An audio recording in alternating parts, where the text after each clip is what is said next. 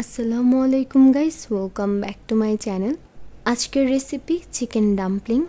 আপনারা খুবই সহজে আজকের এই রেসিপিটি ফলো করে চিকেন ডাম্পলিং তৈরি করে নিতে পারবেন। তো চলুন দেখে নেওয়া যাক কীভাবে তৈরি করতে হয়। আমি সবার আগে ডাম্পলিংয়ের জন্য ডোটা তৈরি করে নিব। তার জন্য এখানে একটি মিক্সিং বোল নিয়েছি, এর মধ্যে 1.5 কাপ পরিমাণ ময়দা নিয়ে নিচ্ছি। আর আপনারা যে পরিমাণে ডাম্পলিং তৈরি করবেন সেই অনুযায়ী ময়দাটা নিয়ে নেবেন। আর এটা অবশ্যই ময়দা দিয়ে তৈরি করতে হবে, আটা দিয়ে কিন্তু ভালো হবে না।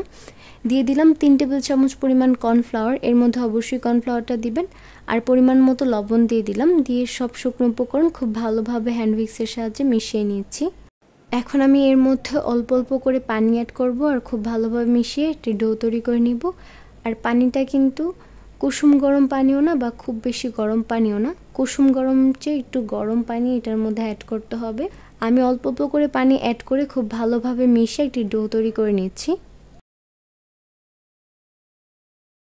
দেখতেই পাচ্ছেন আমি অল্প অল্প করে পানি মিশিয়ে একটি ডো তৈরি করে নিয়েছি। ডোটা কিন্তু খুব বেশি টাইট বা খুব বেশি নরম হয়নি, এরকম একটি ডো তৈরি করে নিতে হবে। আর ডোটা খুব ভালোভাবে মথে নিতে হবে যাতে ডোটা একদম সফট হয়। এখন আমি এই ডোটাকে রেস্টে রেখে দেব। এই সময় এখন আমরা ডাম্পলিংয়ের জন্য এর ভেতরের পুরটা তৈরি করে নিব।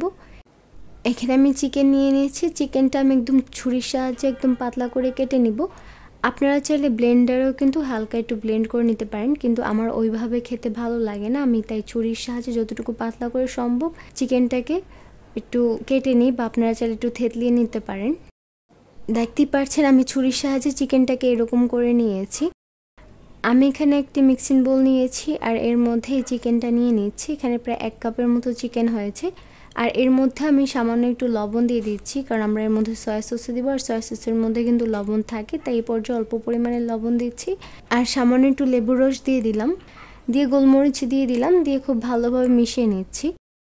চিকেনটা সব কিছুর সাথে খুব ভালোভাবে মিশিয়ে নেওয়ার পর আমি একটু তেলের মধ্যে হালকা একটু এটা ফ্রাই করে নিব।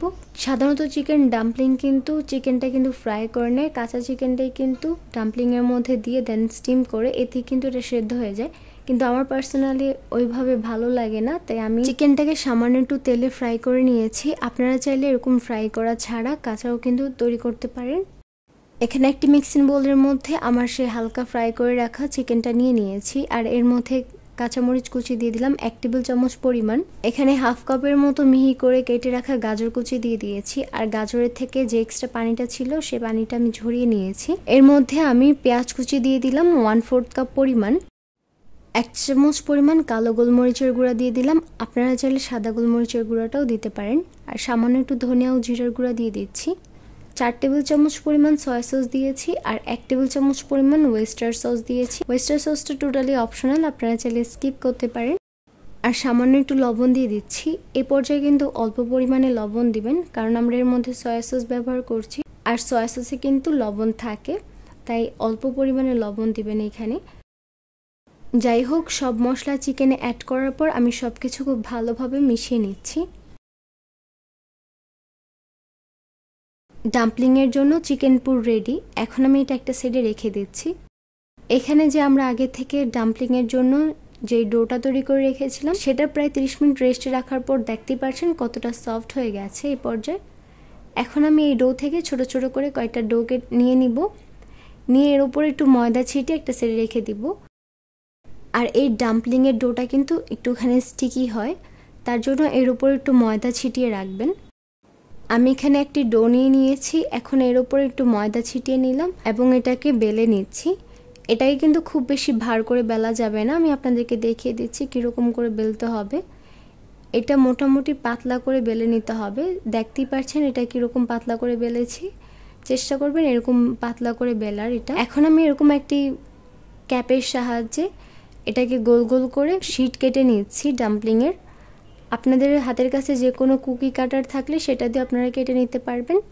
আর আপনারা যদি এরকমভাবে অনেকগুলো শীট একসাথে কেটে নেন তাহলে কিন্তু একটা শীটের উপর আরেকটা শীট রাখার আগে এরকমভাবে একটু ময়দা ছিটিয়ে নেবেন, না হলে কিন্তু একটা শীটের সাথে আরেকটা শীট লেগে যাবে। এখন আমি ডাম্পলিংয়ের শেপ দিয়ে নিব, তার জন্য আমি এখানে আগে থেকে কেটে রাখা ডাম্পলিংয়ের শীট নিয়ে নিয়েছি একটা। এর মধ্যে আমি চিকেন পুর নিয়ে নিলাম আর এর চারপাশে আমি একটু হালকা একটু পানি দিয়ে দিয়েছি, যাতে পরবর্তীতে আমরা ডাম্পলিংয়ের মুখটা খুব ভালোভাবে আটকাতে পারি। এখন ভিডিওতে দেখানো অনুসারে আমি ডাম্পলিংয়ের শেপটা দিয়ে দিচ্ছি। আর আমার মনে হয় এটা অনেক ইজি ডাম্পলিংয়ের শেপটা দেওয়া। আপনারা একটু খুব ভালোভাবে লক্ষ্য করলে বুঝতে পারবেন।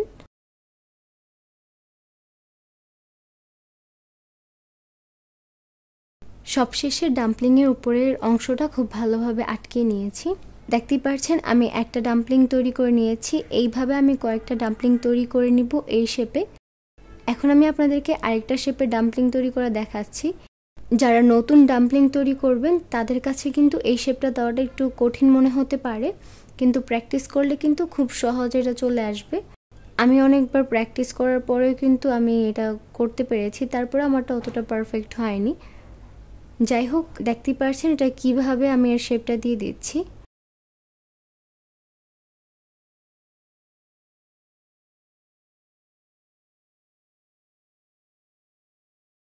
দেখতেই পাচ্ছেন আমি আরেকটা ডাম্পলিং তৈরি করে নিয়েছি। এরকমভাবে আমি কয়েকটা ডাম্পলিং তৈরি করে নিচ্ছি।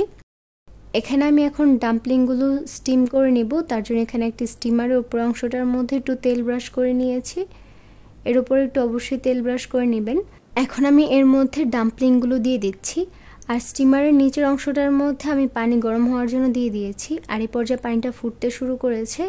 এখন আমি ডাম্পলিংগুলো দিয়ে এর ঢাকনাটা দিয়ে দিচ্ছি, দিয়ে চুলার আঁচটা মিডিয়ামে করে দিব। আর এই ডাম্পলিংগুলো কিন্তু অবশ্যই চুলার আঁচ মিডিয়ামে রেখে দেন স্টিম করে নিতে হবে। আমি প্রায় 10 মিনিটের জন্য এগুলোকে স্টিম করে নিচ্ছি। আর যারা চিকেনটাকে কাঁচা রেখে ডাম্পলিংটা তৈরি করছেন তারা প্রায় 15 মিনিটের মতো এটাকে স্টিম দিয়ে নেবেন। মিডিয়াম হিটে প্রায় 10 মিনিট স্টিম করে নেওয়ার পর এখন আমি ঢাকনাটা তুলে নিচ্ছি। আর দেখেই বোঝা যাচ্ছে যে আমাদের ডাম্পলিংগুলো সেদ্ধ হয়ে গেছে। এখন আমি চুলা আঁচটা কমিয়ে একটি চামচের সাহায্যে ডাম্পলিংগুলো তুলে নিচ্ছি। আর একইভাবে আমার বাকি ডাম্পলিংগুলো এইভাবে স্টিম করে নিচ্ছি। তো দেখতেই পারলেন কত সহজে বাসায় চিকেন ডাম্পলিং তৈরি করে নেওয়া যায়। আশা করছি আজকের এই ভিডিওটি ভালো লেগেছে। ভিডিওটি ভালো লাগলে লাইক, কমেন্ট ও শেয়ার করতে ভুলবেন না।